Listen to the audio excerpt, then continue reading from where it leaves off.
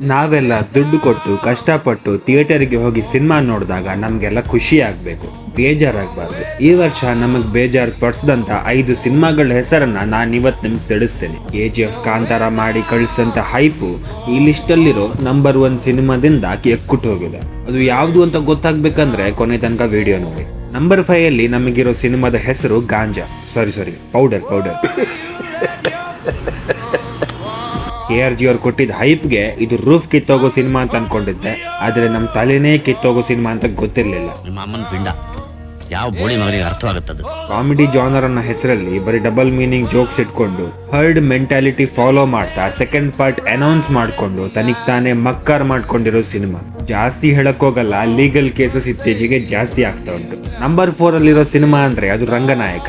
Actually Upendra ಅವರಿಗಿಂತ ಗುರುಪ್ರಸಾದ್ ಅವರು ಒಬ್ಬ ಅದ್ಭುತವಾದಂತಹ ಲೇಖಕ.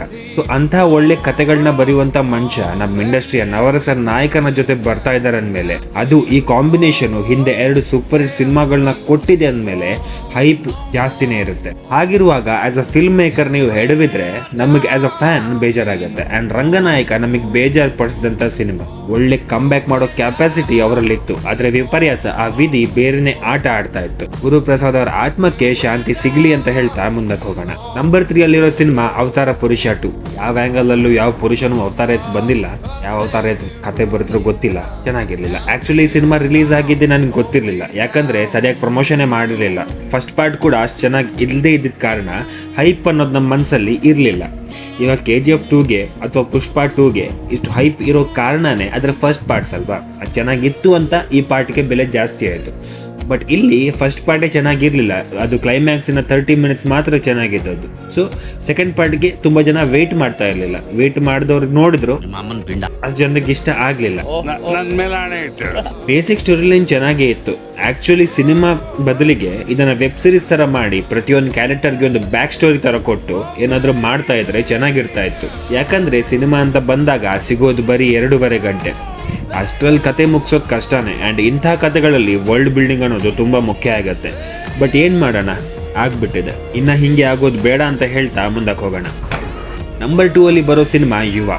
ನನ್ನ one of the favourite directors ಹಾಗೂ ಹೊಸ ಜನರೇಷನ್ನ one of the most promising actors ಜೊತೆಗೆ ಸೇರಿ ಮಾಡಿದಂಥ ಸಿನಿಮಾ. ಅಪ್ಪುಗೆ ಬರೆದಂಥ ಸ್ಕ್ರಿಪ್ಟ್ ಅಂದಮೇಲೆ ಹೈಪ್ ಜಾಸ್ತಿನೇ ಇರುತ್ತೆ. ಆ್ಯಂಡ್ 2 ಇಂಡಸ್ಟ್ರಿ ಹಿಟ್ ಕೊಟ್ಟಂಥ ಡೈರೆಕ್ಟರ್ ಅಂದಮೇಲೆ ಅದು ಶೂರ್ ಶಾಟ್ ಹಿಟ್ ಅಂತ ನಮ್ಮ ಮನಸ್ಸಲ್ಲಿ ಕೂತಿರುತ್ತೆ.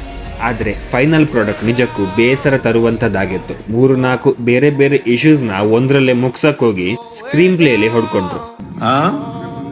ಹೀರೋ ಹಾಗೂ ಹೀರೋಯಿನ್ ಆಕ್ಟಿಂಗು ಒಂಥರ ಗನ್ ಪಾಯಿಂಟ್ ಅಲ್ಲಿ ಹಿಡ್ಕೊಂಡು ಮಾಡು ಅಂತ ಹೇಳಿದಾಗಿತ್ತು. ಡ್ಯಾನ್ಸ್, ಸಾಂಗ್ಸ್, ಲಿರಿಕ್ಸ್ ಚೆನ್ನಾಗಿದ್ರು ಕೂಡ ಮುಖದಲ್ಲಿ ಎಕ್ಸ್ಪ್ರೆಷನ್ಸ್ ಚೆನ್ನಾಗಿಲ್ಲ ಅಂದ್ರೆ ನಮಗ್ ಕನೆಕ್ಟ್ ಆಗಲ್ಲ. ಆನೆಸ್ಟ್ಲಿ ಹೇಳ್ಬೇಕಂದ್ರೆ ಕ್ಲೈಮ್ಯಾಕ್ಸ್ ಅಂತೂ ತುಂಬಾ ವರ್ಸ್ಟ್ ಆಗಿತ್ತು. ರಾಜಕುಮಾರ, ಮಿಸ್ಟರ್ ಅಂಡ್ ಮಿಸಸ್ ರಾಮಾಚಾರಿ ಅಂತ ಅದ್ಭುತ ಮೂವೀಸ್ ಅನ್ನು ಡೈರೆಕ್ಟ್ ಮಾಡಿದಂಥ ಡೈರೆಕ್ಟರೇ ಈ ಚಿತ್ರ ಮಾಡಿದಾರ ಅನ್ನೋ ಡೌಟ್ ಸ್ಟಾರ್ಟ್ ಆಗುತ್ತೆ. ಎನಿವೆ, ಯುವ ಸಿನಿಮಾ ನೋಡಿದ್ಮೇಲೆ ವರ್ಸ್ಟ್ ಮೂವೀಸ್ ಲಿಸ್ಟ್ ಅಲ್ಲಿ ಇದನ್ನ ಮೀರಿಸೋ ಸಿನಿಮಾನೇ ಇಲ್ಲ ಅನ್ಕೊಂಡಿದ್ದಾರೆ. ಆದ್ರೆ ನಂಬರ್ 1 ಸಿನಿಮಾ ಬಂದ್ಬಿಟ್ಟು ಆಲ್ ಔಟ್. ನಕ್ಕನ್ ಥಿಯೇಟರ್ ಅಲ್ಲೇ ವಾಂತಿ ಮಾಡಿದ್ದೀನಿ. ಯಾಕ್ರೋ ಇಂಥ ಸಿನಿಮಾಗಳನ್ನ ತೆಗಿತೀರ? ಬರೀ ಈ ವರ್ಷದಲ್ಲ, ಈ decade they one of the worst films ಇದು.